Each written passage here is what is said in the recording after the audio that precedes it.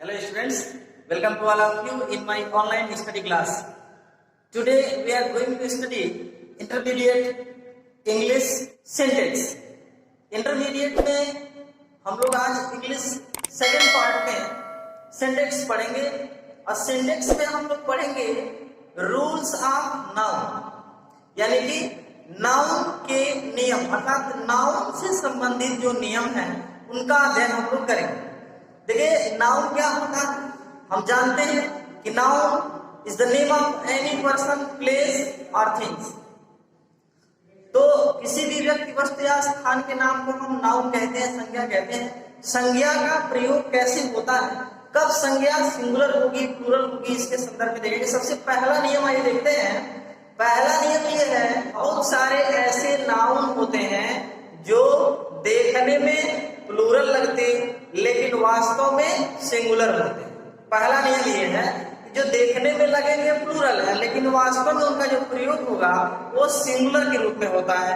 जैसे इनिंग्स है, इनिंग्स मतलब क्या होता है, पारी। जैसे होता है ना फर्स्ट इनिंग, सेकेंड इनिंग, तो वो सिंगुलर है लेकिन देखने से हम जानते हैं कि सिंगुलर प्लूरल का मतलब क्या है। ज्यादातर शब्दों के लास्ट में एस जुड़ा रहता है तो हम उसको प्लूरल कह देते हैं, लेकिन नहीं, ऐसा नहीं है, ऐसा नहीं है। कुछ ऐसे शब्द है जो देखने से प्लूरल लगेंगे लेकिन वास्तव में सिंगुलर है। जैसे माइल्स, कार्ड्स, मिसलेस, रिगार्ड्स, सराउंडिंग्स, ये सारे जो शब्द हैं वो क्या है, सिंगुलर के रूप में यूज होते हैं। जैसे surroundings, surroundings of my house are not good, तो ऐसे कंडीशन में आर जो लगा है वो आर नहीं लगेगा, क्योंकि सराउंडिंग्स का प्रयोग सिंगुलर नाउन के रूप में होता है, इसलिए वहां आर नहीं लगा के बल्कि क्या लगेगा, इज लगेगा। इसके अतिरिक्त और भी बहुत सारे सब्जेक्ट हैं, जैसे सिविक्स, सिविक्स, सिविक्स जो सब्जेक्ट है, फिजिक्स है,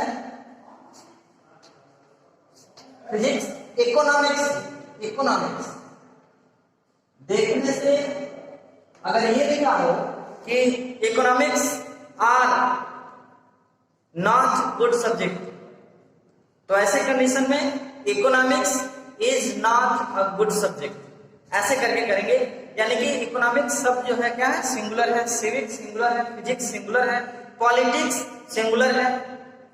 इसी तरह से दूसरा जो नियम है, कुछ ऐसे शब्द होते हैं जो देखने से लगेंगे सिंगुलर लेकिन वास्तव में वो जो है प्लूरल फॉर्म में यूज होते हैं। जैसे पीपल, पीपल, पीपल मतलब लोग। Cattle, cattle is grazing, cattle are grazing, क्या होगा सही, तो हमने बताया सिंगुलर नहीं है, ये क्या है, प्लूरल है, तो इसका सही होगा cattle are grazing. Police, public, poultry, ये जो शब्द है वो किसके रूप में होते हैं, देखने से क्या लग रहा है, सिंगुलर, लेकिन यूज कैसे होते हैं, प्लूरल के रूप में यूज होते हैं। और अब रूल 3, रूल 3 क्या है, रूल 3 है कि कुछ ऐसे नाउन होते हैं जो हमेशा सिंगुलर के रूप में प्रयोग होते हैं। जैसे furniture, scenery, poetry, cousin, hair, dozen, machinery, score, information, ये जो शब्द है वो हमेशा सिंगुलर के रूप में। अगर हम कोई सेंटेंस लिखा हो और उसमें लिखा फर्नीचर, तो फर्नीचर्स नहीं, वो फर्नीचर ही होगा। सीनरीज लिखा हो, जैसे लिखा हो the sceneries of Jammu Kashmir are very beautiful, तो सीनरीज नहीं होगा, वो सीनरी होगा और उसके साथ आर नहीं बल्कि इज लगेगा। जैसे हेयर है, लिखा हो कि हर हेयर्स आर करली, हर हेयर्स आर करली, तो हेयर्स नहीं होता है, वो केवल हेयर होता है, और हेयर होता है तो वो सिंगुलर के रूप में यूज होता है, इसलिए हर हेयर इज करली, आर नहीं लगेगा। इसी तरह से अगर हम इंफॉर्मेशन की बात करें तो इंफॉर्मेशन, इंफॉर्मेशन, इंफॉर्मेशन लिखा हो तो रॉन्ग है, इंफॉर्मेशन होगा, अर्थात इसमें एस वगैरह जुड़ा होगा तो वो फॉल्ट है, हमको वही करेक्ट करने के लिए सिंटेक्स में करना रहता है। जैसे पोएट्री एक शब्द आया है, पोएट्री, जैसे अगर ये लिखा हो I have read poetry, I have read poetries, poetries. तो पोएट्रीज नहीं होता, पोएट्री होता। यही हमको करेक्ट करना है। हेयर्स नहीं होता, कजिन्स नहीं होता। और कजिन्स के साथ एक और जानिए, कभी कभी होता ना, कजिन मतलब क्या होता है? चचेरा। तो कजिन के साथ बाद में ब्रदर या सिस्टर का प्रयोग नहीं होता। कजिन ये नहीं कहीं लिखेंगे कजिन ब्रदर, कजिन सिस्टर, नहीं, ओनली कजिन यूज होता है। उसमें ब्रदर सिस्टर दोनों अंडरस्टूड होते हैं। तो आई हैव रीड पोएट्रीज गलत है, पोएट्रीज नहीं होगा, बल्कि क्या होगा? पोएट्री होगा। पोएट्रीज नहीं होगा, बल्कि क्या होगा? पोएट्री होगा। ऐसे ही एक नियम नंबर 4, चौथा नियम क्या कहता है? चौथा नियम कहता है कुछ ऐसे शब्द हैं जो हमेशा प्लूरल फॉर्म में ही यूज होते हैं। ये हमेशा सिंगुलर में यूज होते हैं, और ये सारे शब्द, इसके अतिरिक्त भी शब्द हैं, वो हमेशा प्लूरल फॉर्म में ही यूज होते हैं। हालांकि देखने से भी ये प्लूरल ही लगते हैं, लेकिन कभी इनका सिंगुलर होता ही नहीं। ये ज्यादातर दो भागों से मिलके बने होते हैं, दो पार्ट से मिलाकर एक पार्ट बना होता है। जैसे सीजर्स, दो पार्ट होते हैं उसके, सीजर्स के होते हैं ना। ये सॉक्स दो होते हैं, पैंटलून्स दो पार्ट होता है, ट्राउजर्स का भी वही हाल है। स्पेक्टिकल्स, चश्मा, स्पेक्टिकल्स में दो चीजें होती हैं, यानी कि दो मिरर लगे होते हैं उसमें। जैसे अगर ये लिखा हो कि my spectacle is very costly, my spectacle is very costly, ये तो माई स्पेक्टिकल, ये स्पेक्टिकल गलत है। स्पेक्टिकल होता ही है, हमेशा स्पेक्टिकल्स होगा, ये सिंगुलर के रूप में नहीं। तो इसलिए ये लगेगा my spectacle, my spectacles are very costly. यहां क्या लगा देंगे? Are very costly. तो ये हमेशा किसके रूप में होगा? प्लूरल के रूप में यूज होगा, सिंगुलर के रूप में नहीं होगा। ऐसे ही ट्राउजर्स है, सॉक्स है, पैंटलून्स है, वेजेस है, ये जो होंगे हमेशा किसके रूप में? प्लूरल के रूप में ही यूज होते हैं। 4 नियम के बाद आइए 5वां नियम। 5वां नियम है रूल 5। 5वां नियम कहता है कि कुछ ऐसे शब्द होते हैं, कुछ ऐसे नाउन होते हैं जो सिंगुलर और प्लूरल दोनों में यूज होते हैं। सिंगुलर में भी यूज होगा, प्लूरल में भी यूज होगा। ऐसे कंडीशन में कौन कौन से शब्द हैं? जैसे शिप, शिप मतलब भेड़, कपुल, डियर, फिश, ये कुछ शब्द ऐसे हैं जो सिंगुलर में भी यूज होते हैं और प्लूरल में भी यूज होते हैं। अर्थात फिश का सिंगुलर फिश और फिश का प्लूरल भी फिश। अर्थात कहने का मतलब ये है, अगर कहीं लिखा हो कि फिश लिव्स इन वाटर तो सही है, क्योंकि यहाँ फिश जो है ना वो सिंगुलर के रूप में है। अगर यही लिखा हो कि फिशेज लिव्स इन वाटर तो फिशेज गलत है, फिश ही होता है, फिशेज नहीं होता। ऐसे कंडीशन में फिश लिव इन वाटर, ये दोनों सेंटेंस ही सही है। ध्यान दीजिएगा, यहाँ फिश सिंगुलर के रूप में और यहाँ फिश प्लूरल के रूप में होता है। वही हाल शिप का है। शिप जैसे कहा जाए I saw two ship, I saw two ship, तो टू शिप शिप्स नहीं होता। लिखा होगा कहीं सेंटेंस में कि आई सॉ टू शिप्स, तो आप समझ जाएंगे कि शिप शब्द होता ही नहीं है।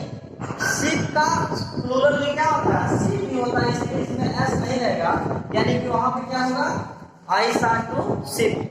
कपुल है, डियर है, डियर्स नहीं होता, डियर ही होता। आइए रूल 6 देखते। रूल 6 क्या है? रूल 6 है कि कुछ ऐसे शब्द होते हैं जो उनके पहले अगर देखने से प्लूरल होगा फिर भी वो सिंगुलर यूज होगा। जैसे 100, dozen, score,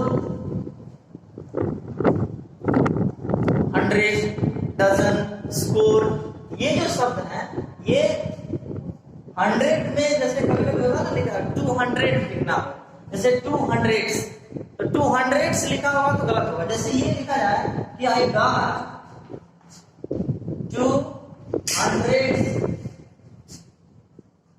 rupees, I got 200 rupees, तो 200 नहीं होगा, यानी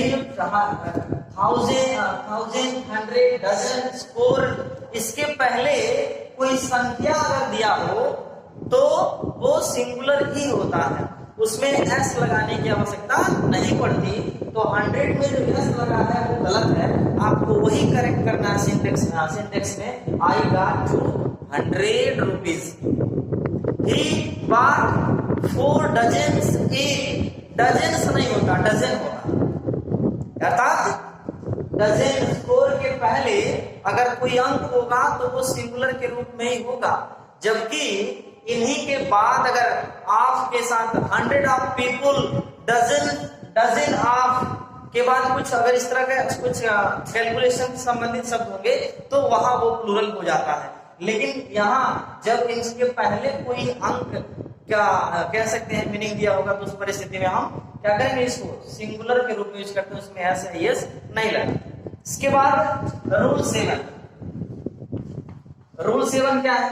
रूल 7 कहता है कि किसी भी एब्स्ट्रैक्ट नाउन या मटेरियल नाउन, भाववाचक संज्ञा या पदार्थवाचक संज्ञा हमेशा सिंगुलर के रूप में यूज होता है। मटेरियल नाउन का मतलब क्या है? जैसे गोल्ड हो, आयरन, सिल्वर, ये जो शब्द होंगे, गोल्ड आर लिखा हो तो गोल्ड आर नहीं होता, गोल्ड इज होता है। आयरन इज यूजफुल मेटल, तो आयरन इज आर नहीं होता है, या आयरन्स भी नहीं होता है, गोल्ड्स भी नहीं होता है, ये कहते हैं दोनों तरफ से हम ध्यान देंगे। एब्स्ट्रैक्ट नाउन, एब्स्ट्रैक्ट नाउन में जैसे चाइल्डहुड हुआ, ऑनेस्टी हुआ, ठीक है, ये शब्द होते हैं। जैसे होता है ना honesty is the best policy, honesty के साथ इज, क्योंकि ऑनेस्टी कैसा है? एब्स्ट्रैक्ट नाउन है, और एब्स्ट्रैक्ट नाउन का यूज हमेशा सिंगुलर नाउन के अर्थात सिंगुलर के रूप में ही होता है। और अब रूल 8 देखेंगे हम। 7 नियम इसके पहले हम लोग देख चुके हैं। 8वां नियम ये है, देखिए जब किसी भाषा अथवा विषय के पहले द लगा देते हैं तो प्लूरल बन जाता है। जैसे हिंदी हुआ तो हिंदी में के अगर पहले द लगा देंगे द हिंदी तो वो प्लूरल हो जाएगा, क्योंकि जब किसी भाषा या विषय के पहले द लग जाता है तो उस भाषा को बोलने वाले लोगों का बोध कराता है वो। जैसे हिंदी है, अगर हम लगा देंगे द हिंदी तो ऐसे कंडीशन में हो जाएगा हिंदी भाषी लोग, प्लूरल बन गया। इंग्लिश है, आगे लगा देंगे द इंग्लिश तो ये प्लूरल बन गया, यानी ये क्या हो गया? द इंग्लिश का मतलब अंग्रेजी बोलने वाले लोग, यानी कि अंग्रेज कह सकते हैं। फ्रेंच, यानी कि द फ्रेंच लगा देंगे तो ये क्या बन जाएगा? ये बन जाएगा प्लूरल फॉर्म। जैसे अगर ये कहा जाए कि English is hard working, English is hard working, तो इंग्लिश जो है यहाँ एक विषय के रूप में है तो वो सिंगुलर के रूप में है, लेकिन द इंग्लिश नहीं होगा, बल्कि सही होगा इसका क्या? The English. और द इंग्लिश जब होगा तो इज नहीं बल्कि क्या लगेगा? आर, क्योंकि द इंग्लिश क्या है? प्लूरल है। तो the English are hard working, यानी कि अंग्रेज लोग परिश्रमी होते हैं, अंग्रेज लोग परिश्रमी होते हैं। अगर लिखा English is a good subject तो इंग्लिश सब्जेक्ट है तो सिंगुलर है, लेकिन द इंग्लिश क्या है? प्लूरल फॉर्म में है। ऐसे ही द उर्दू बोलने वाले लोग प्लूरल हो जाता है। अगला नियम रूल 9। रूल 9 क्या कहता है? रूल 9 कहता है कि जब किसी एडजेक्टिव की बात आती है तो एडजेक्टिव के पहले अगर हम द लगाते हैं तो वो भी प्लूरल बन जाता है। जैसे पुअर मतलब क्या होता है? गरीब, तो द पुअर तो गरीब लोग। रीच मतलब धनी, द रीच धनवान लोग, ठीक है। वीक मतलब कमजोर, अगर द लगा देंगे तो वो कमजोर लोग को बोध कराएगा। जैसे we should help the poor, अगर यहाँ एस लगा हो ऐसे तो ये सिंटेक्स के अनुसार गलत है, यही हमको सही करना है। जब द लगा है तो पुअर ऑलरेडी जो है प्लूरल हो गया, उसमें एस की आवश्यकता नहीं है। ऐसे में इसका जो सही होगा, जो सेंटेंस सही होगा वो होगा we should help the poor, we should help the poor. The poor क्या अपने आप में प्लूरल है। जैसे ये कहा जाए don't hate the weak, don't hate the weak, तो द वीक का मतलब क्या हो गया, कमजोरों से घृणा मत कीजिए। तो द वीक अपने आप में प्लूरल है। अगर हमको सेंटेंस में दिया होगा तो यहाँ एस दिया होगा, तो बच्चे कहते हैं वीक्स प्लूरल है, गलत है। वीक्स नहीं प्लूरल है, जब द लग गया तो एस लगाने की जरूरत नहीं। इसके बाद रूल 10,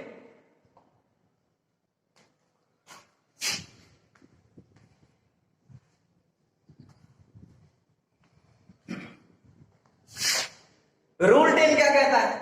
रूल 10 कहता है कि जब किसी व्यक्ति या किसी स्थान की तुलना किसी दूसरे विदेशी नागरिक से या किसी दूसरे स्थान से करते हैं तो जिसकी तुलना जिससे की जाती है उसके पहले द का प्रयोग करते हैं और वो सिंगुलर फॉर्म में यूज होता है। जैसे ये कहा जाए कि Kalidas is called the Shakespeare of India, Kalidas is called the Shakespeare of India,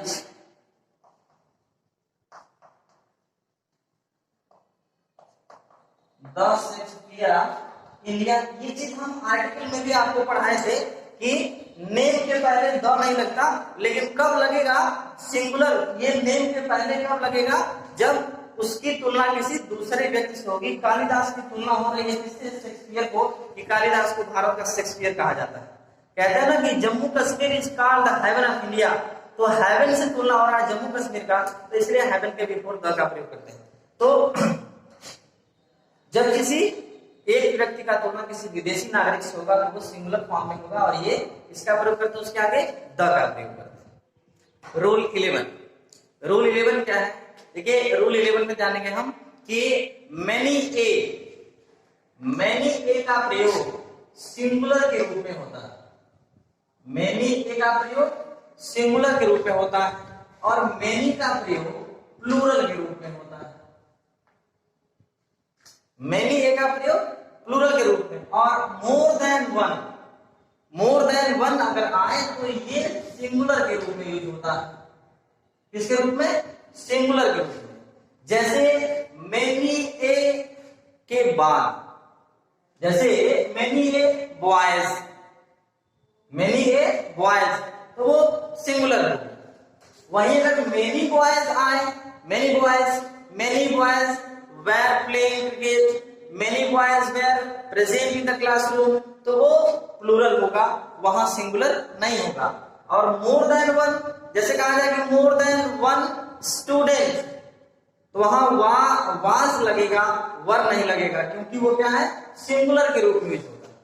जैसे मोर देन वन बॉय वर एब्सेंट, तो गलत है, more than one boy was absent, यानी कि मोर देन वन के साथ ये जो है किसके रूप में यूज होगा, सिंगुलर के रूप में। मेनी ए का प्रयोग सिंगुलर के रूप में और मेनी का प्रयोग प्लूरल के रूप में। और उसके बाद अगला नियम रूल 12, रूल 12 में कंपाउंड वर्ड को अगर हमको प्लूरल के रूप में यूज करना हो तो मुख्य शब्द में एस या एस जोड़ते हैं। कंपाउंड वर्ड मतलब दो या दो से अधिक शब्दों से मिलकर के एक नाउन बना हो और उसको हमको प्लूरल बनाना हो, तो उसमें हम क्या करेंगे, मुख्य शब्द में यस जोड़ेंगे। जैसे फादर इन लॉ, तो अगर इसको प्लूरल बनाना है तो मेन वर्ड है फादर, इसलिए इसको हम बनाएंगे क्या, fathers in law, fathers in law. या मदर इन लॉ तो mothers in law. A 10 rupee note, एक 10 रुपए का नोट, अगर ये कहा जाए कि कई 10 रुपए के नोट हो तो 10 रुपीज नोट हो जाता है, यानी कि 10 रुपीज नोट, 10 रुपीज नोट, तब ये जो होगा 10 रुपए के कई नोट हो जाएंगे। कमांडर इन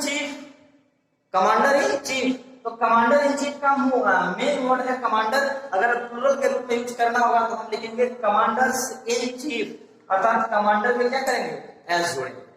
और अगला नियम, नियम नंबर 13, रूल 13, कलेक्टिव नाउन से अगर समूह का बोध होता हो तो वह सिंगुलर के रूप में यूज होगा। कोई ऐसा कलेक्टिव नाउन जिससे समूह का बोध हो रहा हो तो ऐसे कंडीशन में वह सिंगुलर के रूप में होगा। लेकिन अगर कलेक्टिव नाउन से समूह का बोध नहीं हो रहा होगा तो वह प्लूरल के रूप में यूज होता है। जैसे कमिटी, एक उदाहरण देखते हैं। कमेटी, कमेटी जो है, कमेटी मतलब समिति। कोई भी कमेटी, किसी भी चीज की एक कमेटी बनती है तो वो कमेटी जो होगा पूरे समूह का बोध करा रहा है, तो उसके वह जो होगा किसके रूप में होगा, सिंगुलर के रूप में होगा। जैसे ये कहा जाए कि कोई भी कमेटी, स्कूल कॉलेज में कई कमेटियां होती हैं, कल्चरल कमेटी है, स्पोर्ट्स कमेटी है, तो cultural committee were called by the principal, गलत है। Cultural committee was called by the principal, अर्थात कल्चरल कमेटी पूरे समूह का बोध करा रही है, तो वहां पे क्या लगाएंगे, वर नहीं लगाएंगे बल्कि वाज लगाएंगे। नियम नंबर 14, रूल 14 देखते हैं।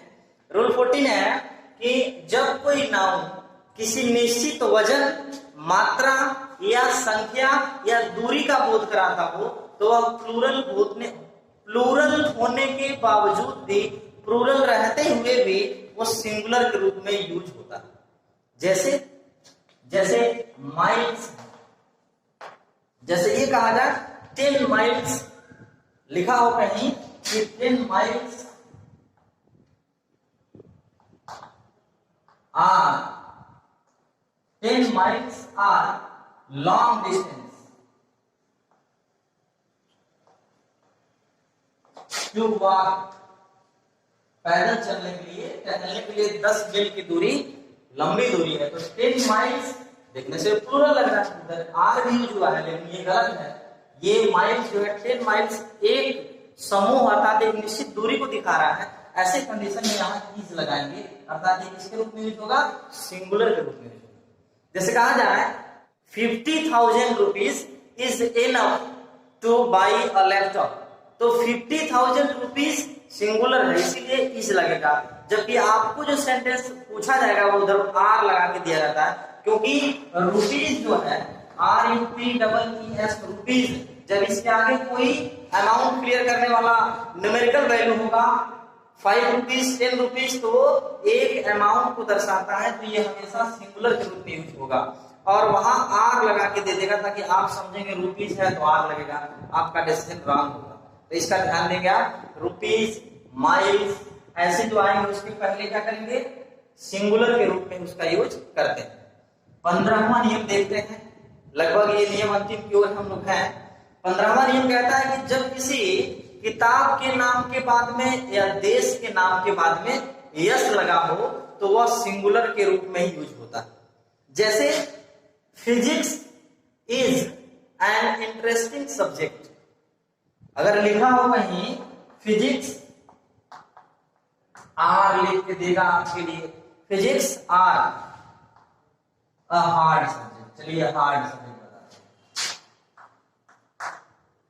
तो फिजिक्स में क्या है, एस लगा है। बहुत लोग कहते हैं एस है तो प्लूरल है, आर दिया भी है, तो गलत कहाँ है, यही गलत है, क्योंकि सब्जेक्ट में एस जुड़ा होगा तो वो सिंगुलर होता है। जैसे हमने इसके पहले भी एक नियम बताया था कि फिजिक्स है, इकोनॉमिक्स है, सिविक्स है, पॉलिटिक्स है, ठीक है, तो वो एस जो होगा यहाँ क्या लगेगा, इज लगेगा। Physics is a hard subject. ऐसे ही देशों का उदाहरण लेंगे तो यूनाइटेड स्टेट्स ऑफ अमेरिका का नाम सुने होंगे, यूनाइटेड स्टेट्स ऑफ अमेरिका, तो यूनाइटेड स्टेट्स ऑफ अमेरिका में एस जुड़ा है, लेकिन वो क्या है, एक देश का बोध करा रहा है, वो कलेक्टिव नाउन वाले नियम में भी जाएगा, ठीक है, वो क्या होगा, सिंगुलर के रूप में यूज होगा।